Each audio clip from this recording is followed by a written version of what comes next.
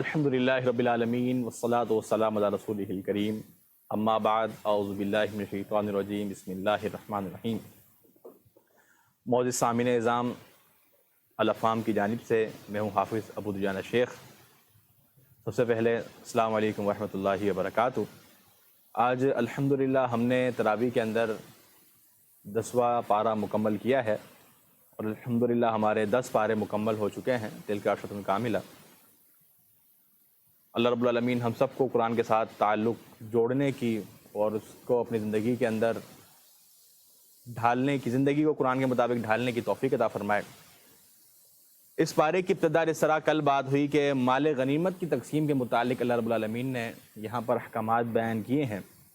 جو غنیمت سے مال حاصل ہوگا اس کے 5 حصے کرنے، جو 4 حصے ہیں جو مجاہدین جنگ کے اندر شریک ہوئے ہیں وہ 4 حصے ان کے درمیان تقسیم ہو جائیں گے۔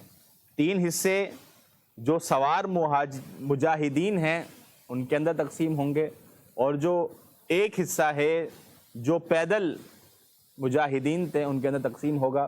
جو 5واں حصہ ہے وہ اللہ اس کے رسول صلی اللہ علیہ وآلہ وسلم کے لیے ہے، قرابت داروں کے لیے ہے، یتیموں کے لیے ہے، مسکینوں کے لیے ہے اور مسافروں کے لیے ہے۔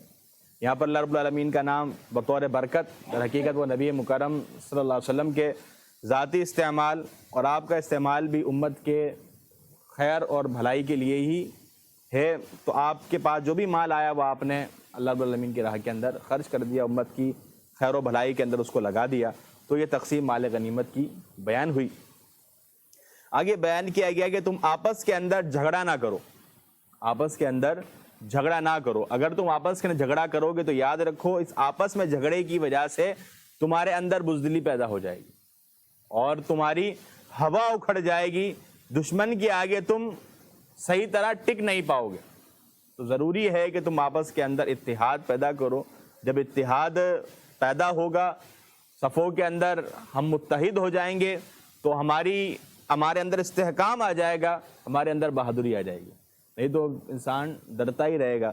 جس طرح جب جنگ بدر کے لیے کفار مکہ نکلے ہیں، مشرکین مکہ نکلے ہیں، اس موقع پر ان کے حریف تھے بنی بکر بن کنانہ والے، ان کے یہ حریف تھے، ان سے خدشہ لاحق تھا کہ کہیں یہ ہمارے ساتھ جنگ کے لیے نہ نکل آئیں یا ہمارے ساتھ کوئی ایسا ہمارے پیٹھ پیچھے کوئی حملہ نہ کر دیں۔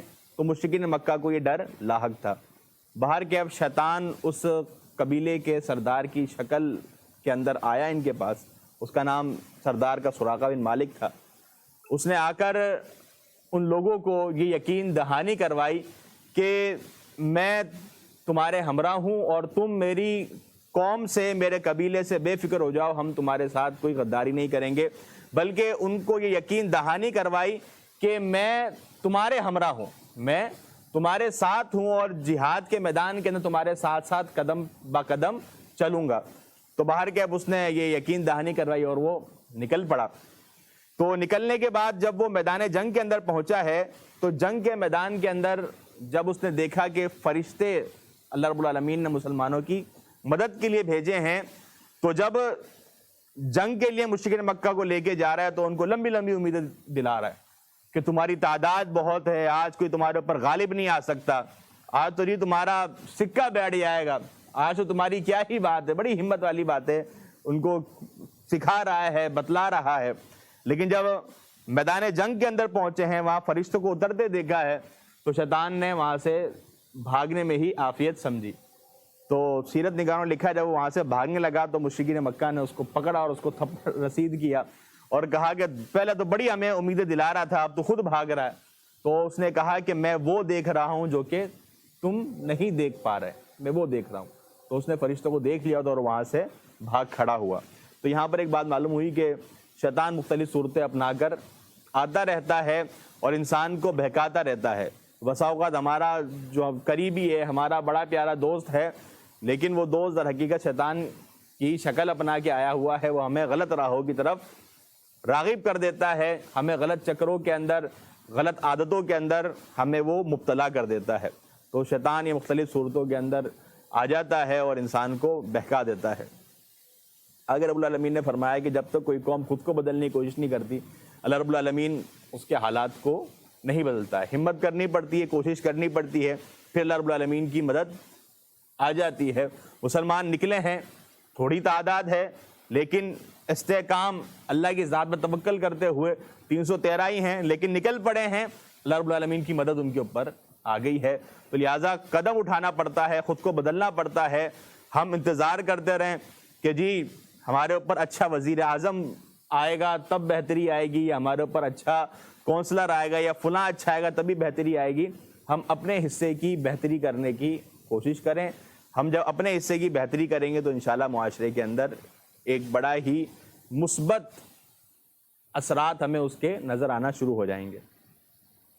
ہمارے یہاں مدارس کے اندر ہر سال کئی علماء ہزاروں کی تعداد میں فارغ ہوتے ہیں. اسی طرح یونیورسٹیز میں, کالجز میں, اسکولوں کے اندر اساتذہ ہیں, لاکھوں کے اندر ان کی تعداد ہے. وہ جب بچوں کو پڑھاتے ہیں, تربیت اچھی دینے کا دعویٰ کرتے ہیں. اگر یہی لوگ ہی صحیح معنی کے اندر اچھے بن جائیں, مثبت بن جائیں, معاشرے کے لیے سود مند بن جائیں, تو آپ دیکھیں گے معاشرہ ایک بہترین سطح پر آ جائے گا. لیکن افسوس کی بات ہے کہ بیان کچھ اور کر رہے ہیں, بیان کچھ کر رہے ہیں, جب بچوں کو پڑھا رہے ہیں, جب عوام کو بتلا رہے ہیں, تو خیالات کچھ ہیں, باتیں کچھ ہیں, لیکن جب عمل کی باری آ رہی ہے تو اس موقع پر عمل دوسری طرح کا ہو رہا ہے. عمل قول اور فعل میں آپ کے تضاد وہاں معلوم ہو رہا ہے. لہذا جو بات کہی جا رہی ہے انسان اس پر عمل کرے تو معاشرے کے اندر بہتری آ جائے گی. تو ہم بجائے اس کے کہ انتظار کریں کہ جی تبدیلی آئے گی, یہ ہوگا وہ ہوگا, ہم خود اپنے اندر تبدیلی پیدا کریں. اللہ رب العالمین آگے فرما رہے تمہارے اعمال, تمہارے اخلاق درست ہو جائیں گے تو اللہ رب العالمین تمہارے حال کو بھی درست فرما دے گا.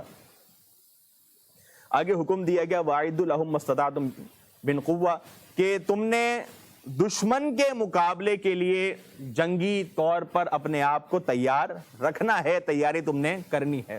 ہمارے ہاں لوگ یہ بڑا ہی عجیب اعتراض کرتے ہیں کہ جی فوج کو اتنا زیادہ بجٹ کیوں دیا جاتا ہے, ان کو کیوں اس طرح نتنے ہتھیار وغیرہ کے لیے کیوں بجٹ دیا جاتا ہے. یہ خواہ خواہ کی فضول بات ہے.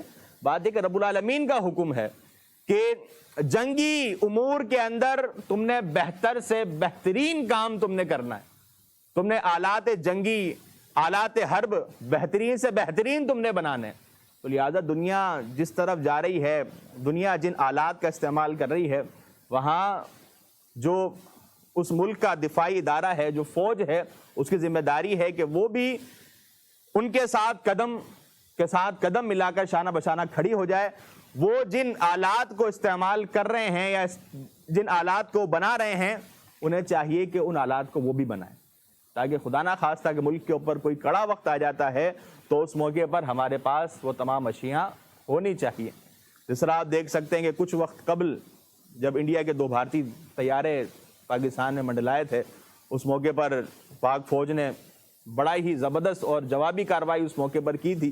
تو یہ چیزیں کہ جہاز بہترین طرز کے ہونا اور یہ ٹیکنالوجی کے اندر ایک آگے اور ایک مثبت اور ایک مفید قدم اٹھانا یہ ضروری اور لازمی ہے. تو یہ کہنا کہ بجٹ خامہ خواہ کا کھا رہے ہیں, یہ فضول باتیں ہیں. یہ تیاری رکھنی ہے اور اچھے سے اچھا, بہترین سے بہترین دنیا کے شانہ بشانہ کھڑے ہو کر اپنے آپ کو, اپنی دفاعی پوزیشن کو ہم نے مستحکم کرنا ہے. آگے بیان کیا گیا کہ تم کفار سے تم نے بے جانی لڑنا ہے. اگر وہ لوگ تم سے صلح کرنا چاہتے ہیں, اگر وہ تم سے چاہتے ہیں کہ معاملہ ایک بہترین طرز کا آ جائے, وہ صلح کرنا چاہتے ہیں, تو پھر ان کی طرف مائل ہو جاؤ اور صلح باہمی کر لو. بلا وجہ لڑنا, بلا وجہ جھگڑنا یہ مفید نہیں ہے. نبی مکرم صلی اللہ علیہ وسلم نے کیا تعلیم دی کہ دشمن سے ملنے کی تمنا نہیں کرنی, دشمن سے ملنے کی تمنا نہیں کرنی, اور جب ملاقات ہو جائے اب پیٹ نہیں پھیرنی. ایسا نہیں کہ ہم جو ہے وہ دعا کرتے رہیں کہ حالات خراب ہو جائیں, نہیں جی, صلح والا معاملہ ہے, ایک بہترین اور امن والا معاملہ ہے, اس کو ہم نے خراب نہیں کرنا ہے. اچھا جی, آگے بدر کے قیدیوں کے متعلق کہ جب بدر کے قیدی ہیں ان کے متعلق 2 آراء آئی ہیں. ایک سیدنا ابوبکر صدیق رضی اللہ تعالیٰ عنہ کی ہے, ایک رائے سیدنا عمر فاروق رضی اللہ تعالیٰ عنہ کی ہے. حضرت ابوبکر صدیق نے یہ رائے دی تھی کہ قیدیوں کو فدیہ دے کر چھوڑ دیا جائے۔ حضرت عمر فاروق رضی اللہ تعالیٰ عنہ نے یہ رائے دی تھی کہ ان کو قتل کر دیا جائے، کیونکہ پھر یہی لوگ جن کو چھوڑا گیا یہ غزوہ احد کے اندر پھر مزید بدلے کی آگ میں جلتے ہوئے دوڑے چلے آئے تھے۔ تو نبی مکرم صلی اللہ علیہ وسلم رحمۃ للعالمین ہیں، آپ نے حضرت ابو بکر صدیق رضی اللہ تعالیٰ عنہ کے فیصلے کو پسند کیا اور ان سے فدیہ لے کر ان کو چھوڑ دیا، لیکن اللہ رب العالمین نے حضرت عمر فاروق رضی اللہ تعالیٰ عنہ کے فیصلے کو پسند کیا اور اس کے متعلق نبی مکرم صلی اللہ علیہ وسلم کو تنبیہ کی کہ آپ کو حضرت عمر فاروق رضی اللہ تعالیٰ عنہ کے فیصلے کو پسند کرنا چاہیے تھا، ان کا فیصلہ بہتر تھا اور دور رس تھا۔ اس سورت کے آخر کے اندر سورہ انفال کا اختتام ہو رہا ہے۔ اس سورت کے آخر کے اندر حقیقی مومن کے متعلق بات ہوئی، ہم پہلے بھی مومنین کی صفات پڑھتے ہوئے آئے ہیں، یہاں بھی بیان ہو رہی ہیں کہ حقیقی مومن وہ ہے جو ایمان لاتا ہے، ہجرت کرتا ہے اور اللہ کے راستے کے اندر جہاد کرتا ہے، اللہ کی راہ کے اندر جہاد کرتا ہے، اور جن لوگوں نے انہیں جگہ دی ہے ان کے ساتھ معاونت اور بھائی چارگی والا معاملہ رکھتا ہے تو یہ بندہ حقیقی مومن ہے۔ اللہ رب العالمین نے ان کے لیے مغفرت اور اچھے رزق کا وعدہ کیا ہے۔ انسان ہجرت کر کے آئے اور بندہ ان کو جگہ دے دے، ان کے ساتھ ہی انسان پھر برا سلوک شروع کر دے، یہ چیز درست نہیں ہے، ان کے ساتھ اچھا رویہ رکھنا چاہیے۔ سورہ انفال یہاں مکمل ہوتی ہے، آگے سورہ توبہ ہے۔ سورہ توبہ بھی مدنی صورت ہے، اس کے شروع کے اندر بسم اللہ نہیں ہے۔ بسم اللہ نہ ہونے کی کئی وجوہات بیان کی گئی ہیں۔ ایک وجہ یہ بیان کی گئی ہے کہ چونکہ سورہ انفال اور سورہ توبہ کا موضوع ایک ہی ہے، ہم بھی پڑھیں گے، آپ دیکھیے گا کہ ایک ہی موضوع ہے تقریباً، اسی لیے بسم اللہ نہیں لکھی گئی، شامل نہیں کی گئی۔ اور ایک بات یہ بیان کی گئی ہے، ڈاکٹر ذاکر نائک حفظہ اللہ تعالیٰ نے ایک بڑا ہی پیارا نقطہ بیان کیا تھا، وہ مجھے بہت ہی معقول نقطہ لگا کہ وہ فرماتے ہیں کہ اس سورت کی ابتدا کے اندر ہی مشرکین مکہ کو ڈانٹ ڈپٹ کی گئی ہے، مشرکین مکہ کو ڈانٹ ڈپٹ کی گئی ہے۔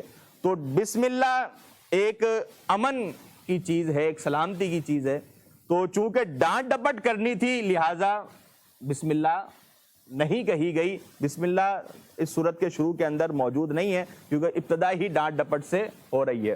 وہ ایک مثال دے کر ہی بات کو مزید سمجھاتے ہیں کہ کوئی چور اگر آپ کی بیگم کا یا والدہ کا پرس چرا کے بھاگ جاتا ہے، آپ اس کو پکڑ لیتے ہیں تو اس موقع پر آپ اسے سلام دعا نہیں کریں گے، بلکہ آپ ڈائریکٹ اس سے اپنے مطالبے کے اوپر ہی آئیں گے کہ یار تو نے کیا کیا، تو نے اس کے اوپر آپ چڑھ دوڑیں گے، اس کو مارنا شروع کر دیں گے، الگ سلگ اس سے نہیں کریں گے۔ تو لہٰذا یہاں بھی مشرکین مکہ سے اب معاملہ بڑا ہی، جتنے بھی معاہدے تھے ان کو ختم کرنے کی بات آ گئی، مشرکین مکہ کو ڈانٹ ڈپٹ کا معاملہ کیا جا رہا ہے، اس لیے یہاں پر بسم اللہ ذکر نہیں کی گئی۔ تو یہ بات بڑی معقول مجھے ان کی لگتی ہے۔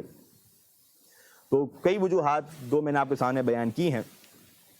اس کی ایک وجہ یہ بیان کی کہ وہ یہ بھی بڑی معقول ہے کہ نبی مکرم صلی اللہ علیہ وسلم نے اس سے پہلے بسم اللہ ذکر نہیں کی، تو صحابہ نے بھی ذکر نہیں کی، تو ہم متبع ہیں تو ہم بھی اس کے اوپر ذکر نہیں کریں گے، ہم بھی بسم اللہ نہیں پڑھیں گے۔ اس سورت کی ابتدا کے اندر ہی مشرکین مکہ کو دو بنیادی آپشن دے دیے گئے۔ اب فتح مکہ ہو چکا ہے، فتح مکہ کے بعد دو آپشن کو دیے گئے کہ یا تو تم اسلام قبول کر لو، نہیں تو 4 مہینے کا تمہارے پاس ٹائم ہے، تم اب مکے سے نکل جاؤ۔ مشرکین کے لیے اب جو مکہ ہے، اب مشرکین نے وہاں نہیں رہنا ہے، یا تو اب ایمان قبول کر لو، 4 مہینے کا ٹائم ہے، نہیں تو تم یہاں سے نکل جاؤ۔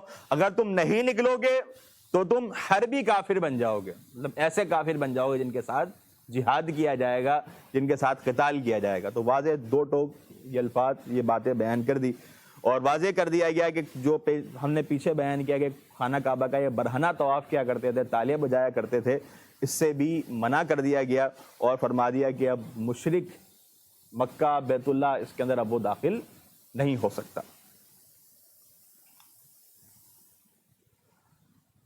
اچھا جی، آگے بیان کیا گیا کہ اگر کوئی مشرک پناہ چاہتا ہے کسی مسلمان کی پناہ میں آنا چاہتا ہے تو اس کو پناہ دی جائے گی، اور ایک مسلمان کسی کو پناہ دے دے تو اسلامی ریاست کی ذمہ داری ہے کہ اس کی پناہ کا احترام کرے۔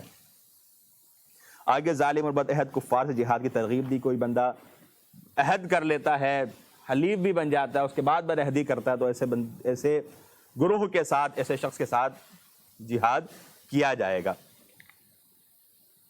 یہی موضوع آگے چل رہا ہے کہ ظالم مشرک ہے، ظلم کرتا ہے، اس کو قتل کیا جائے تاکہ جو فتنہ انگیزی کر رہا ہے وہ چیزیں ختم ہو جائیں۔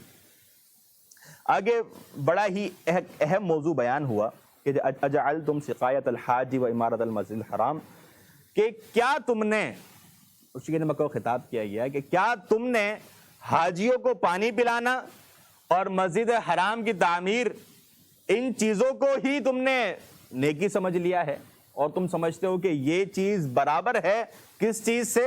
کمن آمن باللہ والیوم الآخر وجاہد فی سبیل اللہ، کہ یہ کام برابر ہے اللہ پر ایمان لانے کے، یوم آخرت پر ایمان لانے کے، اور اللہ کی راہ میں جہاد کرنے کے۔ الغرض تم نے، جس طرح ہمارے یہاں کچھ لوگ ہیں جو یہ خدمت خلق کر کے سمجھتے ہیں کہ انہوں نے پورے اسلام پر عمل کر دیا ہے، اور ہمارے یہاں بعض مسلمان جو خدمت خلق کرنے والے لوگ ہیں، بھلے وہ اسلام قبول کریں یا نہ کریں، انہیں جنت کا ٹھیکہ دینے کے اندر مصر ہوتے ہیں۔ تو بات یہ ہے کہ اللہ رب العالمین کی ذات کے اوپر ایمان لانا، آخرت پر ایمان لانا، اللہ کی راہ میں جہاد کرنا، عمل کرنا، یہ ایک الگ چیز ہے۔ خدمت خلق، حاجیوں کو پانی پلانا، دیگر تعمیرات کروانا، یہ الگ کام ہے۔ یہ کام اگر ایمان کے ساتھ ہے تو پھر تو سود مند ہے، پھر تو فائدے والا ہے۔ اگر ایمان نہیں ہے، آپ کوئی بھی عمل کر لیں وہ عمل باطل ہے، اس عمل کی کوئی وقت، کوئی حیثیت نہیں ہے۔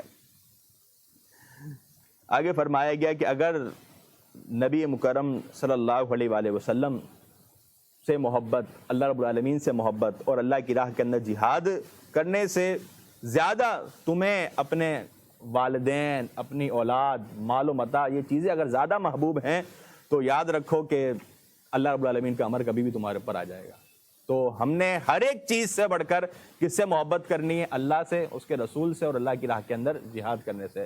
جہاد کا ذکر اس لیے کیا گیا کہ اللہ اس کے رسول سے محبت اس طرز کی ہو کہ اگر جان دینے کا بھی ٹائم آئے تو پیچھے نہیں ہٹنا، اللہ کی راہ کے اندر جان دینے کا بھی وقت ہو تو ہم اس سے دریغ نہ کریں، اللہ کی راہ کے اندر اپنی جان بھی قربان کر دیں۔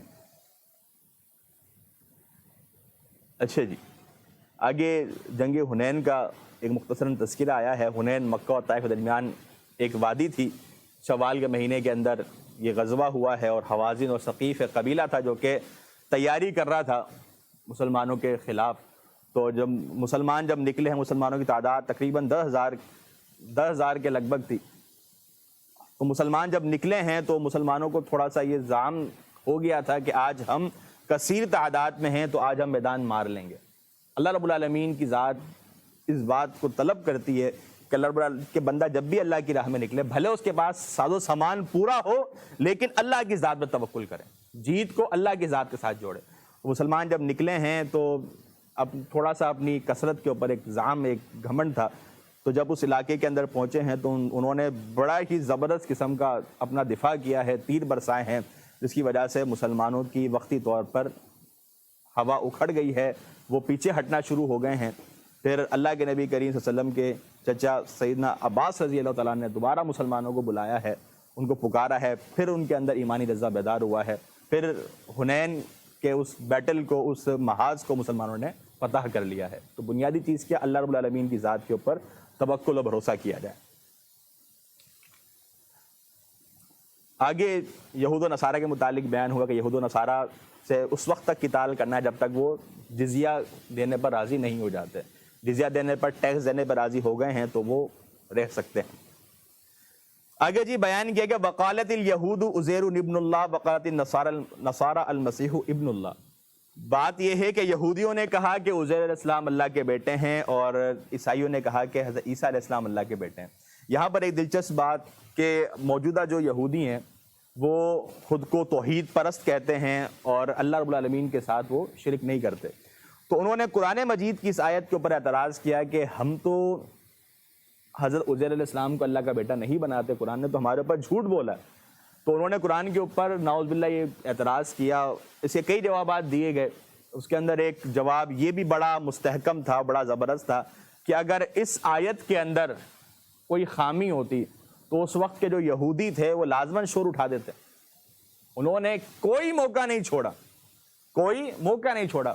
حضور صلی اللہ علیہ وسلم کے یکے بعد دیگرے آپ کے بیٹے چھوٹی عمر کے اندر ہی فوت ہو گئے ہیں، انہوں نے اس چیز کے اوپر بھی اعتراض کر ڈالا۔ الغرض کوئی وہ چیز چھوڑ ہی نہیں رہے ہیں اعتراض والی۔ تو اگر قرآن مجید کی اس آیت کے اوپر کوئی اعتراض ہوتا تو وہ لازماً انہوں نے قرآن کی اس آیت کے اوپر اس موقع پر اعتراض کرنا تھا. تو معلوم ہوا کہ ان کے اندر کوئی ایسا فرقہ ایسا گروہ موجود تھا جس کا یہ عقیدہ تھا. اور اس بات کو مزید تائید ملی تقریباً آج سے 60 یا 70 سال قبل جو بحریہ مردار ہے، دا ڈیڈ سی جو ہے، جس کے اندر نمکیات زیادہ ہونے کی وجہ سے انسان ڈوبتا نہیں ہے. تو تفصیل کا وقت نہیں ہے، بہرحال تو اس کے ساتھ ایک غار کے اندر کچھ تومار ملے. تومار کہتے ہیں، آپ نے دیکھا ہوگا کسی پرانی ڈاکومنٹری کے اندر بادشاہ اس طرح ایک خط جو ان کو موصول ہوتے ہیں وہ لپٹے ہوئے ہوتے ہیں گول کے اندر، وہ ان کو کھولتے ہیں تو تومار کہا جاتا ہے ان کو. تو اس طرح وہاں پر کئی تومار ملی اور اس کے اندر تورات کے، زبور کے مختلف نسخے اور پرانی مقدسہ تحریریں وہاں ملی ہیں، اور جسے ترجمہ کر کے کچھ اس کا حصہ دا ڈیڈ سی اسکرول کے نام سے شائع بھی کیا گیا، اس کو ہم نیٹ کے اوپر دیکھ سکتے ہیں. تو اس کے اندر وہ تحریر بھی ملی جس کے اندر اس بات کا تذکرہ تھا کہ جو ایک یہودی عالم تھا اس فرقے کا رد کر رہا تھا جو یہ بات کہا کرتے تھے کہ عزیر علیہ السلام اللہ کے بیٹے ہیں. تو یہ بہت بڑی تائید الحمدللہ ملی اور یہ بات واضح ہو گئی کہ واقعی میں ان کے اندر ایک ایسا گروہ موجود تھا جس کا یہ عقیدہ تھا کہ عزیر علیہ السلام اللہ کے بیٹے ہیں. تو ان کے اندر یہ بہت بڑا شرک موجود تھا. اس کے علاوہ یہودی اور عیسائیوں کے اندر ایک اور معاملہ یہ تھا کہ انہوں نے اپنے علماء کو، صوفیاء کو رب بنا لیا تھا. رب کس طرح بنایا کہ حدیث مبارکہ کے اندر آتا ہے کہ انہوں نے رب اس انداز کے اندر بنایا کہ وہ جس چیز کو حلال کہتے اس کو حلال بنا لیتے، جس کو حرام کہتے وہ یہ حرام بنا لیتے. یہ ذمہ داری حالانکہ اللہ رب العالمین کی ہے، لیکن یہ کام کیا کرتے تھے. تو آج بھی آپ چلے جائیں عیسائیوں کے اندر یہی معاملہ ہے کہ ان کا جو پادری ہے یا ان کے اندر ایک پروفٹ کا ایک سلسلہ ہے کہ کہتے ہیں ہمارے پر روح القدس نازل ہوتا ہے. آج بھی کہتے ہیں کہ ہمارے پر روح القدس نازل ہوتا ہے. تو نازل ہوتا ہے تو پھر بہت ساری تبدیلیاں، بہت سارے کام یہ آج بھی کرتے ہیں. آگے جی منع کیا گیا کہ اس طرح کے جو مذہبی پیشوا ہیں ان سے اجتناب کرنا ہے، اور ان کی اکثریت زیادہ تر مال کھینچنے کے چکر کے اندر ہوتی ہے اور باطل طریقے سے لوگوں کا مال کھاتی ہے. آگے بتلایا گیا کہ جب سے اللہ رب العالمین نے زمین و آسمان تخلیق کیا ہے اس وقت سے لے کر آج تک اور قیامت تک مہینوں کی گنتی 12 ہے، جس کے اندر 4 مہینے حرمت والے ہیں. اور یہ کیا کیا کرتے تھے مشرکین مکہ کے حرمت والے مہینے کو آگے پیچھے کر لیا کرتے تھے. اگر کہیں جنگ کرنی ہے، بھلے حرمت والا مہینہ ہے، اس کو کہیں گے بھائی ہم اس کی حرمت کو مؤخر کر دیتے ہیں، اس موقع پر اپنا فائدہ نکال لیا کرتے تھے. تو یہ نسی کہلاتا ہے، یہ عمل نسی کہلاتا ہے. انما النسی زیادۃ فی الکفر، یہ چیز جو ہے مناسب نہیں ہے، اس سے دامن کو بچایا جائے. اچھا جی، آگے بیان کیا گیا کہ تم اگر اللہ کی راہ میں جہاد سے انکار کرو گے تو یاد رکھو کہ اللہ رب العالمین کا عذاب تمہیں پکڑ لے گا. آگے نبی مکرم صلی اللہ علیہ وسلم اور حضرت ابوبکر صدیق رضی اللہ عنہ کی ہجرت کے واقعے کو بیان کیا گیا کہ جب آپ غار ثور کے اندر موجود ہیں دونوں، اور ادھر مشرکین مکہ ڈھونڈتے ڈھونڈتے غار کے دہانے پر پہنچ گئے ہیں، اس موقع پر سیدنا ابوبکر صدیق رضی اللہ عنہ نے نبی مکرم صلی اللہ علیہ وسلم سے یہ بات عرض کی کہ اگر یہ لوگ اپنے قدموں کی طرف دیکھ لیں گے تو ہمیں ڈھونڈ لیں گے، ہمیں پہچان لیں گے. تو آپ نے فرمایا کہ اے ابوبکر آپ پریشان کیوں ہوتے ہیں؟ آپ کا ان دونوں اشخاص کے متعلق کیا خیال ہے جن کے ساتھ تیسرا اللہ رب العالمین ہے؟ تو اللہ رب العالمین کی معاملت ساتھ رہی، مشرکین مکہ اتنے قریب آ کر بھی نہ ڈھونڈ سکے اور وہ ناکام و نامراد ہو کر واپس مکہ لوٹ گئے. اچھا جی، آگے غزوہ تبوک کا تذکرہ ہے. غزوہ تبوک کو انشاءاللہ ہم 11ویں سپارے کے اندر ہی مزید ڈسکس کریں گے. اس کے اندر منافقین نے جو ہے بہانے بنا کر خود کو اس غزوے سے پیچھے رکھا تھا، اور اس غزوے کے اندر اللہ کے نبی کریم صلی اللہ علیہ وسلم نے مسلمانوں کو اس بات کی دعوت دی کیونکہ بہت زیادہ سامان اور زیادہ راہ کی ضرورت تھی. حکم دیا کہ جس کے بعد جو بھی ہے وہ لے کر آئے. تو سیدنا ابوبکر صدیق رضی اللہ عنہ پورے گھر کا سامان لے آیا، حضرت عمر فاروق رضی اللہ عنہ نصف سامان لے آئے. تو مسلمان جس کو جو میسر تھا وہ لے کر آنے لگے. اب منافقین ایک تو روک رہے ہیں، اوپر سے جو مسلمان لا رہے ہیں ان کی حوصلہ شکنی کر رہے ہیں کہ یار اس سے ہوگا کیا، اس سے ہوگا کیا، اتنا دے رہے ہو، اتنا دے رہے ہو، اتنا کم دے رہے ہو. تو لہٰذا ان کی مزید حوصلہ شکنی کرنا، تو لہٰذا ایک تو خود ہی نہیں کر رہے، اوپر سے یہ کام وہ کر رہے تھے. تو اللہ رب العالمین نے ان کی وعید بیان کی اور کہا کہ یہ لوگ قسم کھا کھا کے خود کو ایمان والا ثابت کرتے ہیں، جبکہ یہ ان کا ایمان کے ساتھ کوئی تعلق نہیں ہے۔ آگے زکوٰۃ کے مصارف بیان ہوئے کہ زکوٰۃ کے مصارف فقراء، مساکین اور اس کے اوپر عمل کرنے والے اور تالیف قلب کے لیے کہ غیر مسلم ہے اسلام کے قریب آ جائے، اسلام کے لیے دل میں محبت پیدا ہو جائے، اس کو دی جا سکتی ہے۔ اسی طرح غلاموں کو آزاد کرنے کے لیے، قیدیوں کو چھڑانے کے لیے اللہ کی راہ کے اندر اور مسافروں کو زکوٰۃ دی جا سکتی ہے۔ تفصیل کا وقت نہیں تو یہ پورا اپنے اندر ہی ایک تفصیلی موضوع ہے کہ کون کون سے مصارف ہیں اور اس کے اندر کون کون سے امور آتے ہیں۔ آگے بیان کیا گیا منافقین کا کام کیا ہے، اچھائی سے روکتے ہیں اور برائی کا حکم دیتے ہیں، اور اللہ کے نبی کریم صلی اللہ علیہ وسلم کو حکم دیا گیا کہ آپ نے کافروں اور منافقوں کے ساتھ جہاد کرنا ہے۔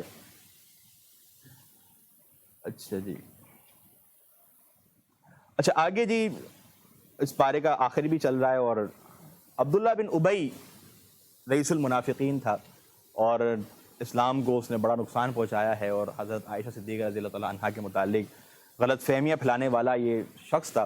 جب یہ فوت ہوا ہے تو اس کا بیٹا ایمان والا تھا، تو اللہ کے نبی کریم صلی اللہ علیہ وسلم کے پاس وہ آپ کے متعلق سفارش لے کر آیا ہے، تو آپ نے اپنا کرتا دیا ہے، تو کرتا عبداللہ بن ابی کو پہنایا گیا ہے۔ پھر اللہ کے نبی کریم صلی اللہ علیہ وسلم نے اس کا جنازہ پڑھنے کے لیے آپ آگے بڑھے ہیں، تو سیدنا عمر فاروق رضی اللہ تعالیٰ عنہ نے آپ کو روکا ہے، تو آپ نے فرمایا کہ مجھے اختیار دیا گیا ہے، اس سورت کی آیت نمبر 80 کہ مجھے اختیار دیا گیا ہے کہ میں چاہوں جنازہ پڑھوں یا چاہوں نہ پڑھوں، تو آپ نے اس کا جنازہ پڑھ دیا۔ بعد میں اللہ رب العالمین نے حرمت نازل کر دی، ہم آیت نمبر 84 دیکھ لیں کہ اب کسی بھی منافق کا، کسی بھی کافر کا اب جنازہ نہیں پڑھا جائے گا اور ان کے اوپر کوئی دعائے خیر نہیں کی جائے گی، منع کر دیا گیا۔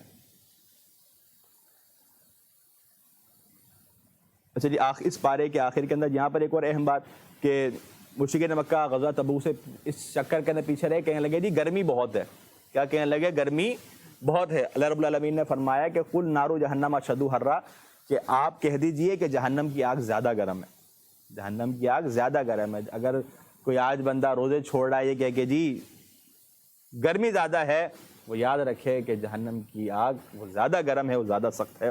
پارے کے آخر کے اندر جو ایسا مسلمان جو کہ کمزوری کے اندر ہے، جسمانی کمزوری ہے، معذوری ہے، یا مالی طور پر بھی نہایت کمزور ہیں، تو وہ اگر چاہیں ان کو رخصت دی گئی ہے کہ وہ چاہیں تو جہاد کے شریک نہیں ہو سکتے، وہ اپنے علاقے کے اندر ٹھہر سکتے ہیں، لیکن قربان جائیں صحابہ کرام کے ایمان کے اوپر کہ یہ چیزیں ان کو روک رہی ہیں، لیکن جذبہ ہے اللہ کی راہ نکلنے کا۔